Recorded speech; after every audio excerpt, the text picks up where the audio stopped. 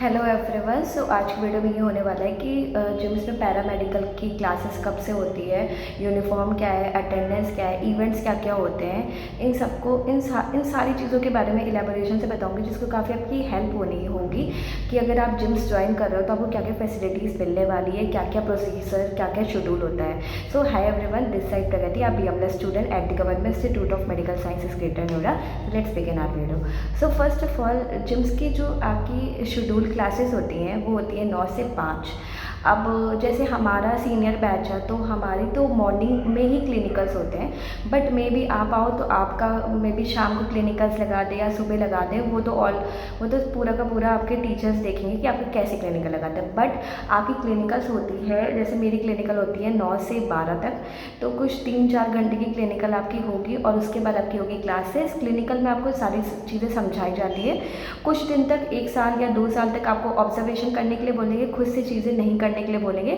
But जैसे जैसे आपका सेमेस्टर स्टार्ट होता जाएगा वैसे वैसे आपको चीज़ें करने दे देंगे। लाइक जैसे सैंपल कलेक्शन होता है, तो सैंपल कलेक्शन आप जब जाओगे तो तुरंत ही आपका सैंपल कलेक्शन आपको करने नहीं देंगे, बिकॉज आपको उसकी सारी चीज़ें नहीं आती होगी। बट कुछ दिन बाद ही आपको सैंपल कलेक्शन करने देंगे, मतलब सैंपल कलेक्ट देंगे, लाइक ब्लड सैंपल कलेक्शन। तो काफ़ी आपको सीखने को मिलता है क्लिनिकल में। और जो टोटल टाइमिंग होती है वो 9 से 5 होती है। फिर हम सेकेंड थिंग आते हैं कि आपका जो आपका इवेंट्स वगैरह होते हैं वो सेलिब्रेट होते हैं कि नहीं होते हैं। तो येस, हाँ, जैसे आप ओटी से बिलोंग करते हो तो ओटी डे, रेडियोलॉजी से बिलोंग करते हो तो रेडियोलॉजी डे, और अगर आप BMLS से बिलोंग करते हो तो लेबोरेटरी साइंस डे होता है। इवेंट्स बहुत सारे होते हैं, लाइक CME होता है। CME कंटिन्यू मेडिकल एजुकेशन होता है, जो कि हर मेडिकल कॉलेज में कंडक्ट होता है। New new topics related, new topics जो होते हैं उसको लेकर एक प्रोफेसर्स आते हैं, एम्स से आते हैं, बहुत मतलब अलग अलग डिफरेंट मेडिकल कॉलेज से, अच्छे मेडिकल कॉलेज से प्रोफेसर्स आते हैं और वो हमें कुछ ना कुछ उस बारे में न्यू बताते हैं। लाइक अभी थोड़े महीने पहले LS का CME हुआ था, उसमें मैंने AI पे बोला था। और जो स्टूडेंट होते हैं वो खुद से भी ओरल प्रेजेंटेशन दे सकते हैं सबके सामने। फिर कॉम्पिटिशन होता है। जो मेरा प्रेजेंटेशन था उसमें मुझे फर्स्ट प्राइज़ मिला था। अभी तक 2 CME हुए हैं, तो एक में मुझे फर्स्ट प्राइज़ मिला था, एक में सेकंड प्राइज़ मिला था। तो काफ़ी अच्छे इवेंट्स होते हैं OT के लिए भी और रेडियोलॉजी डिपार्टमेंट के लिए भी और LS के लिए डिपार्टमेंट में भी, जिम्स में होते हैं। फिर उसके बाद आते हैं आपके इवेंट्स के बाद में आगाज़ होता है कि नहीं होता। आगाज़ क्या है, और मतलब इस जिम्स में मेडिकल कॉलेज में, जिम्स मेडिकल कॉलेज में आपका फेस्ट क्या होता है। तो आगाज़ हमारे फेस्ट का नाम होता है, जो कि हर साल होता है, जो कि टोटल 1 वीक का होता है, जिसमें आपकी बहुत सारी चीज़ें होती है, लाइक स्पोर्ट्स होता है, सिंगिंग होती है, डांसिंग होती है, और भी मतलब फैशन फिस्टा भी होता है। मतलब बहुत सारे इवेंट्स होते हैं आगाज़ में जो होते हैं, और काफ़ी मतलब बहुत ज़्यादा जॉयफुल होता है, बहुत ज़्यादा अच्छा लगता है। आप वट पूरा 1 साल जो पढ़ते हो, बट उस 1 वीक में आप काफ़ी अच्छे से इंजॉयमेंट कर सकते हो।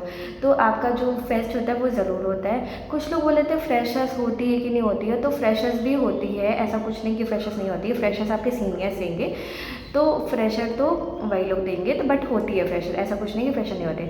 फिर हम आते हैं, कुछ लोग पूछते हैं यूनिफॉर्म क्या रहती है पैरामेडिकल की। तो जिम्स में पहली बात तो जो पैरामेडिकल है तीनों कोर्सेज के, उसका ओरिएंटेशन, उसकी जो भी चीज़ इवेंट्स वगैरह होते हैं वो सब एक साथ होते हैं। हाँ, अगर ये है कि अगर BMLS वालों का कोई CME या अलग से इवेंट है तो तब उनका एक अलग होता है, बट अगर कोई पैरामेडिकल का इवेंट है तो वो हमेशा साथ में होता है। तो ऐसा कुछ डिफ्रेंशिएट मत करना कि OT की अलग यूनिफॉर्म है, LS की अलग यूनिफॉर्म है और RIT की अलग यूनिफॉर्म है, ऐसा कुछ नहीं है। आपकी सबकी यूनिफॉर्म सेम रहती है, जो कि ब्लू कलर की शर्ट होती है, और बाकी आपका फॉर्मल पैंट चलता है, जो कि गर्ल्स बॉयज़ दोनों के लिए चलता है। बाकी अगर आपको कभी कोई प्रॉब्लम है तो कुछ लोग पूछते हैं कि कैजुअल नहीं पहन सकते। हाँ, कभी मतलब ऐसा यूनिफॉर्म पहनना एकदम स्टक नहीं है, बट हाँ, यूनिफॉर्म पहनना हमारे प्रोफेशन में है, इसलिए आपको हमें यूनिफॉर्म वेयर करना पड़ेगा। बट अगर आपको कभी कोई कपड़े नहीं है या कुछ भी प्रॉब्लम है तो you can go with casual, आप कैजुअल में जा सकते हो। उसके बाद आते हैं attendance. Most important thing is attendance.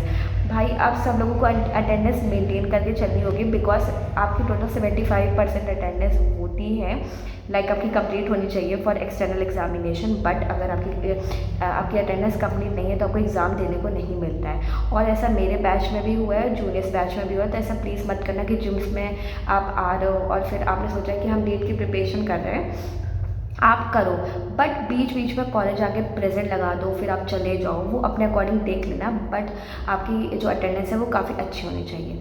अब हम बात करते हैं कि टोटल एग्ज़ाम कितने होते हैं एक सेमेस्टर में। जैसे ये सब चीज़ सबके लिए, सारे बी एम पैरामेडिकल वालों के लिए, लाइक BMLS के लिए भी, RIT के लिए, OT के लिए भी, आप अब अलग अलग कॉलेज का अलग अलग सीन हो सकता है। लाइक कुछ कॉलेज में सिर्फ एक ही पेपर करवाते हो, बट जिम्स में क्या है, जिम्स में 2 इंटरनल होते हैं। इंटरनल मीन्स जो कॉलेज के बेसिस पे आपका पेपर लेते हैं, जिससे आपका जो एक्सटर्नल एग्ज़ाम है, एक्सटर्नल एग्ज़ाम मतलब university exam, because we are belongs to ABMU university, तो ABMU खुद से एक एग्ज़ाम कंडक्ट करवाता है जो मेन पेपर होता है हमारा।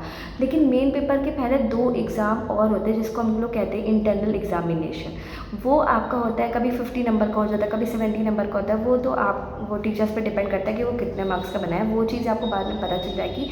बट 2 इंटरनल होते हैं, उसके फिर उसका ना एक कॉमन एवरेज मार्क्स निकाला जाता है जो कि आपकी ABMU यूनिवर्सिटी पे जाता है। यस, ऐसा कुछ मत सोचना कि वो नहीं जाता है, वो एग्ज़ाम में जाता है और काफ़ी ज़्यादा इम्पैक्ट पड़ता है आपके इंटरनल एग्जामिनेशन का एक्सटर्नल में। जब आपकी एक्सटर्नल की जो एग्जामिनेशन की मार्कशीट आती है तो उसमें प्रॉपर अलग से लिख कर आता है कि आपके इंटरनल के ये एग्ज़ाम मार्क्स हैं, और फिर इधर लिख के आता है कि आपकी यूनिवर्सिटी के ये एग्ज़ाम मार्क्स हैं, तो काफ़ी मैटर करता है। फिर कुछ लोग बोलेंगे कि SGPGA मैटर नहीं करता है, तो मेरे अकॉर्डिंग आप प्लीज़ 8 से ऊपर ही आपके SGPGA रहे, इतना ध्यान रखना कि 8 से ऊपर आ रही है तो it means you are average और you are good in studies, तो ये थोड़ा मेंटेन करके रखना। 7 तक नहीं जाओ तो ज़्यादा अच्छा है, 8 तक जाओ। बाकी नॉर्मली पेपर आता है, अगर आप पेपर अटैम्प्ट कर रहे हो तो आपके मार्क्स आते हैं। मतलब कुछ सेमेस्टर काफ़ी ज़्यादा डिफिकल्ट होते हैं, उसमें आपको प्रॉपर लिखना पड़ता है, बट कुछ में है कि अगर आपको थोड़ा बहुत आता है तो आप उसको अगर इलेबोरेट करके लिख दे रहे हो अच्छे से तो काफ़ी अच्छे नंबर मिल जाते हैं। और आपकी आई थिंक यूनिफॉर्म के बारे में मैंने बता दिया, क्लासेस के बारे में बता दिया, टाइमिंग बता दिया, शेड्यूल बता दिए, और एग्ज़ाम्स कैसे होते हैं वो बता दिया मैंने। बाकी अगर और कोई प्रॉब्लम हो तो मुझे बताना, ठीक है। आई थिंक इस वीडियो के लिए इतना काफ़ी है। बाकी bye bye everyone and take care, bye bye.